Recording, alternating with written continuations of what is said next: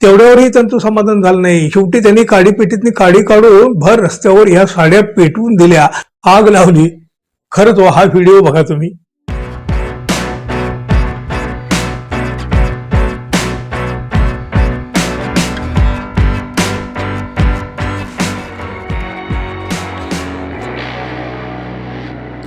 मित्र हो, निवडणूक आणि पैसा या एका नाण्याच्या दोन बाजू झालेल्या आहेत.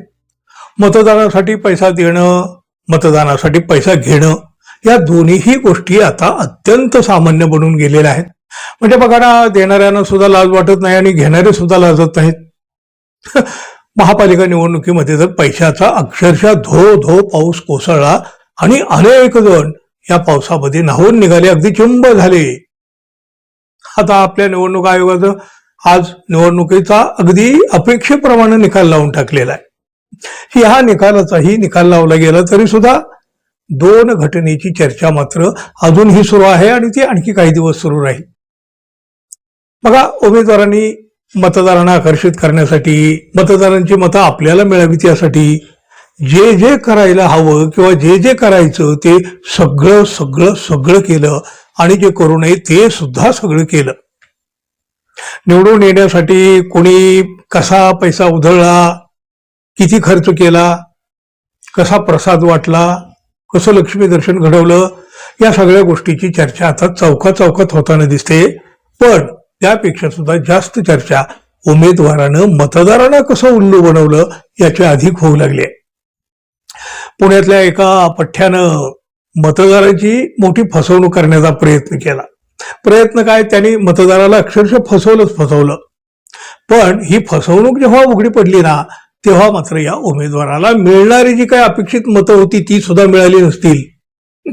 बघा, या पठ्ठ्यानं मतदारांना आकर्षित करण्यासाठी चक्क चांदीच्या वाट्या आणि चमचे अशा भेटवस्तू दिल्या.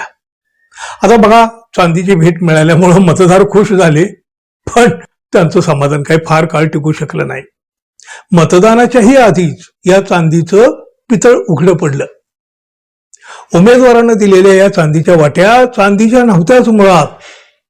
या वाट्या खऱ्या चांदीच्या नसून त्यावर केवळ एक चांदीचं असं कोटिंग केलेलं असल्याचं निदर्शनाला आलं.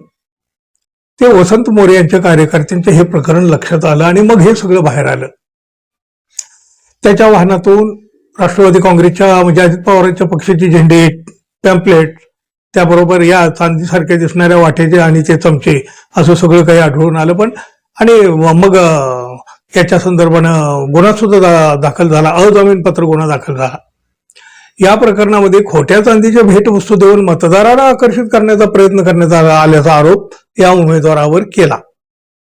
एका गाडीतून काही वस्तू सुद्धा जप्त करण्यात आलेल्या आहेत. त्यामध्ये लाल रंगाची एकूण 314 चौकोनी आकाराची लहान पाकिटं आणि बघा, या प्रत्येक पाकिटामध्ये एक चांदी सदृश्य धातूची वाटी आणि एक चमचा, राष्ट्रवादी काँग्रेस पक्षाचं नाव, घड्याळाचं चिन्ह आणि इतर माहिती असलेलं पॉम्पलेट्स, असे एकूण 24 कागदी पॉम्पलेट्स. राष्ट्रवादी काँग्रेस पक्षाचं नाव, चिन्ह असलेले 3 झेंडे.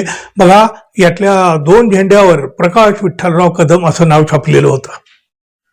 मतदारांना उल्लू बनवण्याचा एक मोठा प्रयत्न उघडकीला आला आणि उमेदवाराची त्रेधा तिरपीट उडाली. त्यामुळं निकालापेक्षा सुद्धा या घटनेची जास्त चर्चा व्हायला लागली. बघा, अशीच एक घटना, अशीच म्हणजे अगदी अशीच नाही तर खरं तर ती यापेक्षा वेगळी सुद्धा म्हणावं लागेल, अकोला महापालिकेतली. इथल्या निवडणुकीत एका उमेदवारानं रात्रीच्या अंधारात लोकांच्या दारामध्ये चक्क साड्या नेऊन टाकल्या. बघा, त्यावेळी लोक झोपलेले होते, पण सकाळी उठल्यानंतर त्यांनी आपल्या दरवाजाच्या बाहेर त्याने साड्या बघितल्या. प्रत्येक घरासमोर अशा साड्या ठेवण्यात आलेल्या होत्या. घराघरातल्या महिलांनी या साड्या पाहिल्या, त्यांनी त्या हातात घेतल्या, त्या रस्त्यावर आल्या. अहो, सगळ्यांच्या दारामध्ये या साड्या होत्या. बघा, जास्तीत जास्त 100 रुपये किंमत असेल इतक्या सुमार दर्जाच्या या साड्या होत्या आणि त्यामुळं महिला अधिक खवळल्या. 100 रुपयाची साडी घालणाऱ्या आम्ही वाटलो का तुम्हाला? कुणीतरी आपल्याला 100 रुपयाची साडी देऊन मत मिळवण्याचा प्रयत्न केलेला आहे, याचा मोठा राग या महिलांना आलेला होता. दारात टाकलेल्या साड्या घेऊन घराघरातल्या महिला रस्त्यावर आल्या या साड्या घेऊन आणि त्या साड्या त्यांनी टरा टरा टरा फाडल्या आणि आपल्या मनातला राग बाहेर काढला. तेवढ्यावरही त्यांचं समाधान झालं नाही. शेवटी त्यांनी काडीपेटीतनी काडी काढून भर रस्त्यावर या साड्या पेटवून दिल्या, आग लावली. खरंच हा व्हिडिओ बघा तुम्ही.